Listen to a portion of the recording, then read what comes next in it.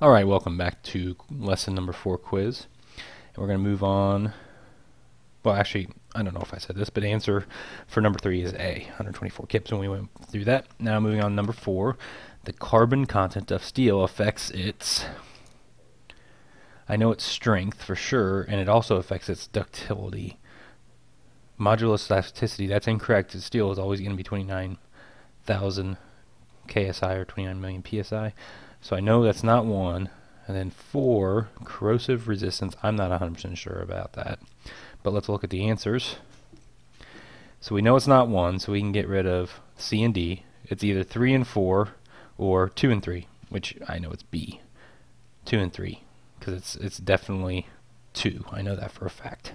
Alright, so we're going to go ahead and go with B on that one. And I guess it does not affect its corrosive resistance. And usually you paint steel, or there's other things you can do. No, zinc is a big thing. Anyways, you can also corrosive resistance. Alright, well, anyways, we're just going to move on to number 5. It says select the incorrect statement. So incorrect statement. The modulus of elasticity of steel has a constant value. That is correct, so that's not A. Is higher than that of any other structural material. I believe that is also true, so it's not B. Is a measure of the stiffness of steel. The stiffness of steel is a measure of the strength of steel, is D. I think that usually you say modulus elasticity is kind of stiffness of steel. How much does it stretch? So I would say C is also correct, so I would say it's D. It's a measure of strength of steel, and that's not correct. Alright, that's usually the yield stress. So I would circle D. D is your answer for number 5. Number 6, what steel shape is symmetrical about both axes and is a very efficient structural member? What steel shape is symmetrical about both axes and is a very efficient structural member? Well, let's look at these right here. You have a wide flange. Is that,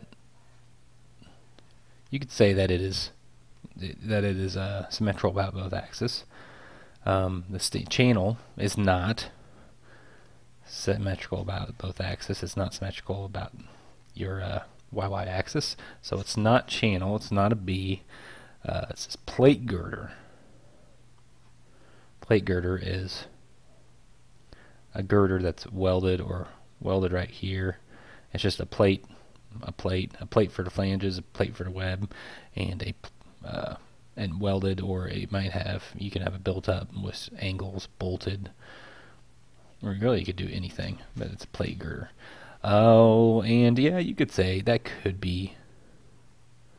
I mean, the same as a wide flange section. It could be symmetrical about both axes. And you could say it's a very efficient structural member. So it's either A or C, and it says composite beam. A composite beam, which I'm assuming they're talking about. That's my dog, Louis Hush. Composite beam is probably concrete up here, and then a beam, and then it's got a stud or something. There's a bunch of different ways you can connect it into the concrete, but it is definitely not symmetrical about both axes. So it's either A or C, and I think the better answer is going to be A, the wide flange section, because this the plate girder does not have to. You could make this plate. Let's say you have all positive moment, and you could make this plate larger to deal with that positive moment, and you don't need as much negative moment, but that's not necessarily true, but let's just say that. In other words, this does not have to be symmetrical, so this is kind of a maybe, and this is a yes, and it is very efficient. So I wish if it would have said beam, I guess both of them were beams. This is the best answer. I would go with A. And once again, I do not like these wording questions because a lot of the times they make it, I mean, they should have made all of these not be symmetrical except one answer. And because this is, in my mind, the plate girder answer would be acceptable as well. But anyways, we're going to go with A for number 6 and move on. Number 7, a beam of ASTM A36 steel supports a uniform distributed load. Okay, so we have a uniform distributed load. I'm going to write a little bit messy here, so please bear with me. So we have uniform ASTM, so Fy equals 36 KSI. And I usually write a lot more neater, but it's kind of hard to write fast and neat on this type of system. But you have your W, as I like to call it, equals 1,250 pounds per foot, PLF, on a 30-foot span. 30-foot span. The beam is laterally supported at the third points of the span. What is the lightest section that may be used? Alright, so this is a unbraced length, which I like to do LB, but I guess you could do whatever you want to call that, but you need to know that it is 10 foot. And we want to, when you see this type of problem, you know that you want to go to your beam section. And from that beam section, you want to find the unbraced, or there's a few ways to do it if you remember, but I would go to the unbraced length. The unbraced length, I guess, tables or graphs, whatever you want to call it. And I would start on page 2-149. It says allowable moments in beams. And we have a moment of, we have to figure out the moment. So let's go ahead and figure out the moment real quick. And we know it's a uniform distributed load. We can do equals WL squared over 8. And I know I've always said it's in the book, but let me give you the pages where those equations are at. They start on 2-296. 2-296 is beam diagrams formulas for various static loading conditions. Alright, and you can see it's a simple beam, uniformly distributed load, and that's case number 1. And you see that M max is at center of your beam, and it's WL squared over 8. That's what we want. So let's go back here and say W L squared over 8. And we get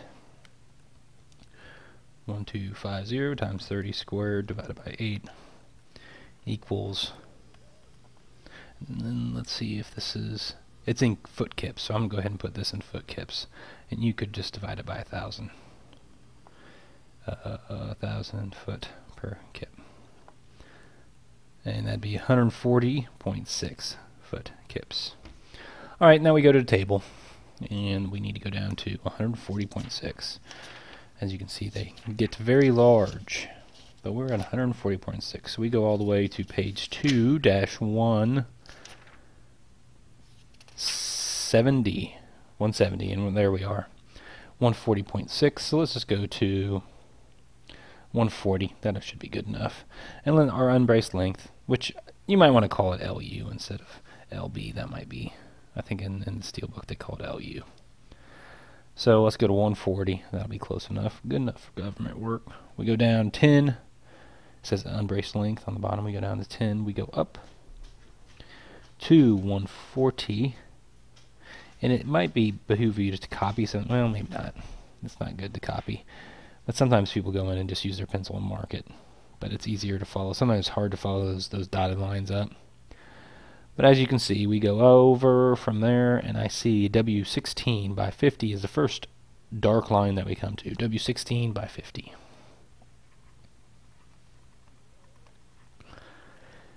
And that should be the lightest section. And once again, I've described this before, or explained this before, but when you go up to your point where you match, and then you just go to the right until you find the first darkened beam, or darkened line, and then you find out what that is. And in this case, it's W16 by 50, but you'll hit the 21 by 50, the 18 by 50, and then you hit the 16 by 50. And I hope you saw that. But I guess I know that it's by 50 by 50 by 50, so you're like, oh, well, that's exactly the same weight. Well, apparently it's ever so slightly lighter.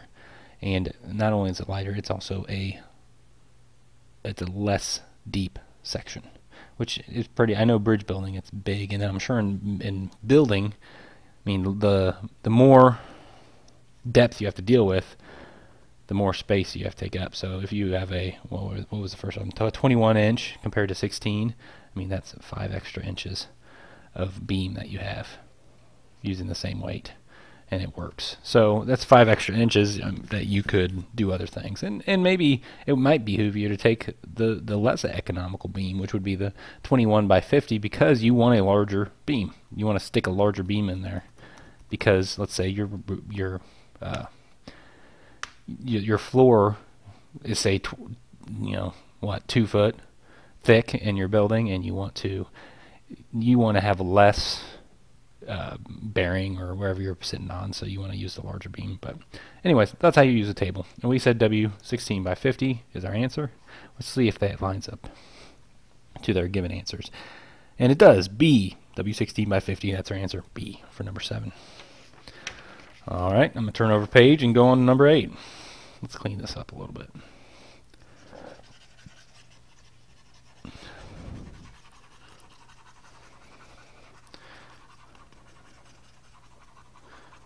That wide fame beam reminded me of the guy's tattoo on Indiana Jones and the Last Crusade. I hope you know what I'm talking about. If you didn't catch that, you can go back and see. But he had a tattoo on his chest. The guy who was protecting the Grail. My sword is prepared, Dr. Jones. How is yours? Anyways, a little talking out loud. So we're on number 8. For the beam of question 7, what is the lightest section that could be used if the beam were laterally supported?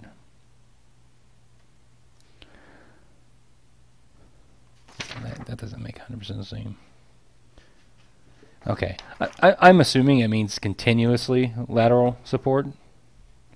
Yeah, I'm assuming that's what it is. So what did we have here?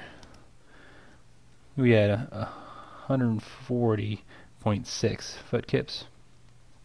And that was, I'm assuming it means continuous lateral support, which, let's find out. Let's get to the answer and see if we come up with the same thing. But let's go with, this is our M, our moment max. And we want to say, well, actually, let me back up here. And there's an easier way to do this. I know you kind of go through, you could say, well, I have FB equals 0.66 FY, and then you say, okay, well, I say my stress and bending equals M over S, and then you could go to your sections and figure it out that way. But they also have these tables for you, which I would go to the tables. It's just a lot easier. And you said we have 36 KSI, and we want to go to the beams, and it says W shapes, allowable uniform load in kips for beams laterally supported. And I'm guessing that is continuous support, so that's fine. We want to go to, and you go to 30 foot, and that's you want to say look at your span in foot, 30 foot, and then you go from left to right. And this could kind of be difficult to do these. Actually, I'd go to the allowable stress design selection table for shapes used as beams, and I go down. We had what, 140, so that would get me to page 211 and 212. It looks like 212, it's 135, so that's not going to work. So we go 211, it has a 162, and that's what we'll want. It has a MR, if you go up, MR equals 162, and that's the lightest section, and that's foot kips. And remember, we had 140.6, so that'll work, and that makes it a W21 by 44. And let's see if that's one of our answers, and it is B, 21 by 44. All right, we'll see you next part, because I am out of time.